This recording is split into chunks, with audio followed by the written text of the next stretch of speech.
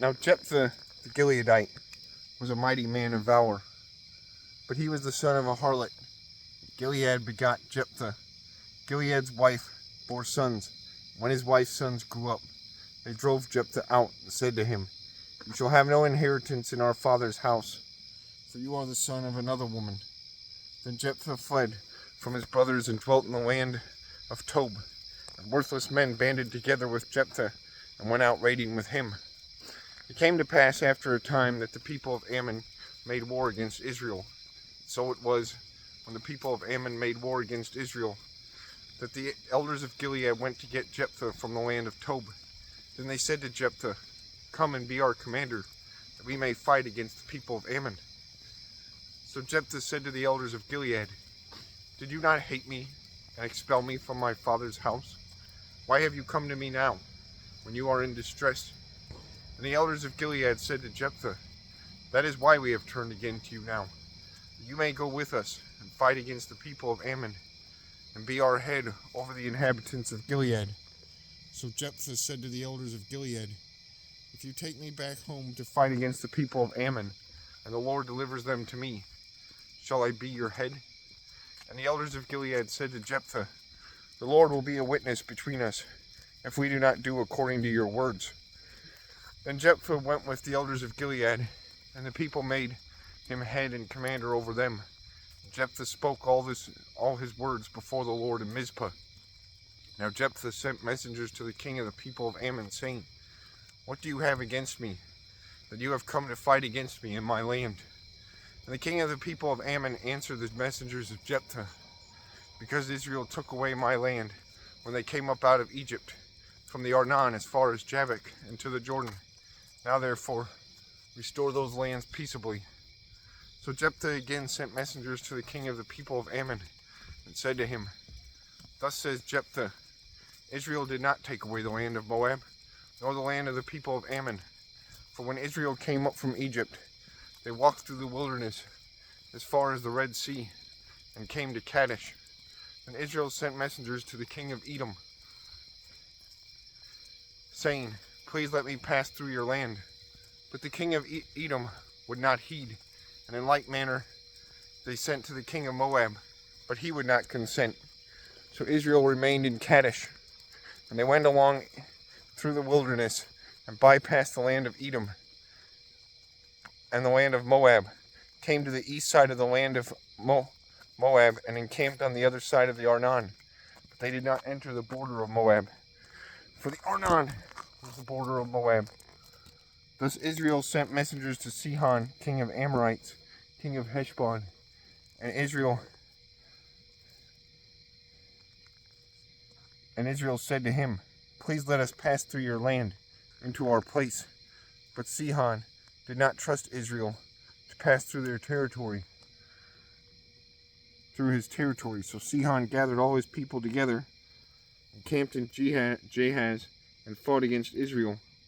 And the Lord God of Israel delivered Sihon and all his people into the hand of Israel, and they defeated them. Thus Israel gained possession of all the land of the Amorites, who inhabited that country. They took possession of all the territory of the Amorites, from Arnon to the Jabbok, and from the wilderness to the Jordan. And now the Lord God of Israel has dispossessed the Amorites from before his people Israel. Should you then possess it? Will you not possess whatever Chemosh your God gives you not to possess? So whatever the Lord our God takes possession of before us, we will possess. And now, are you any better than Balak, the son of Zippor, king of Moab? Did he ever strive against Israel? Did he ever fight against them? While Israel dwelt in Heshbon and in its villages, in Aror and its villages, in all the cities along the banks of the Arnon, for 300 years. Why did you not recover them within that time? Therefore I have not sinned against you, but you wronged me by fighting against me. May the Lord the judge render judgment this day between the children of Israel and the people of Ammon. However, the king of the people of Ammon did not heed the words which Jephthah sent him. Then the Spirit of the Lord came upon Jephthah, And he passed through Gilead and Manasseh, and passed through Mizpah of Gilead. And from Mizpah of Gilead he advanced toward the people of Ammon. And Jephthah made a vow to the Lord and said, if you will indeed deliver the people of Ammon into my hands, then it will be that whatever comes out of my house to meet me when I return in peace from the people of Ammon shall surely be the Lord's, and I will offer it up as a burnt offering. So Jephthah advanced toward the people of Ammon to fight against them, and the Lord delivered them into his hands, and he defeated them from Eror as far as Minnith, 20 cities, and to Abel Kiramim with a very great slaughter. Thus the people of Ammon were subdued before the children of Israel. When Jephthah came to his house at Mizpah, there was his daughter coming out to meet him with timbrels and dancing. And she was his only child. Besides her he had neither son nor daughter. And it came to pass, when he saw her, that he tore his clothes and said, alas, my daughter, you have brought me very low. You are among those who trouble me, for I have given my word to the Lord, and I cannot go back on it. So she said to him, my father, if you have given your word to the Lord, do to me according to what has gone out of your mouth, because the Lord has avenged you of your enemies, the people of Ammon. And she said to her father, let this thing be done for me.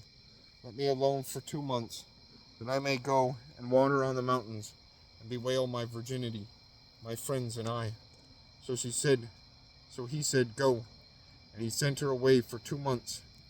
And she went with her friends and bewailed her virginity on the mountains. And it was so that at the end of 2 months that she returned to her father. And he carried out his vow. And he carried out his vow with her, which he had vowed. She knew no man. And it became a custom in Israel that the daughters of Israel went 4 days each year to lament the daughter of Jephthah the Gileadite.